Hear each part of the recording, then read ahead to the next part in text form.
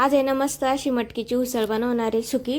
तर त्याच्यासाठी कढईत मस्त लसूण ठेचून घेतला, तेल टाकले 2 उबळ्या आणि कांदा बारीक चिरून घेतलेला होता तो पण परतून घ्यायचा आहे। चवीनुसार मीठ टाकून घ्यायचं आहे, थोडीशी हळद, लाल तिखट आणि मसाला टाकायचा आहे घरातला बनवलेला, तर तो परतून घ्यायचा आहे। नंतर मटकीची उसळ टाकून द्यायची, त्याच्यामध्ये ती पण परतून घ्यायची आहे म्हणजे लवकर शिजते उसळ।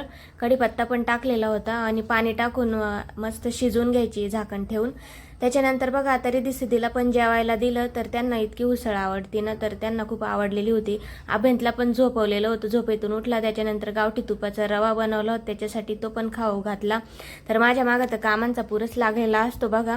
त्याच्यानंतर मी पण जेवण केलं, रात्रीचं वरण भात होतं, उसळ खाल्ली। रिधीची तब्येत बिघडली, तिला औषधं दिले आणि त्याच्यानंतर मग परत दळण केलं, गव्हाचं दळण, आणि नंतर त्यांच्या कपड्यांच्या घड्या पण घातल्या। तर खूप ड्रावर खराब झालेला होता कपड्यांचा, तर बघा किती छान दिसतोय ड्रावर।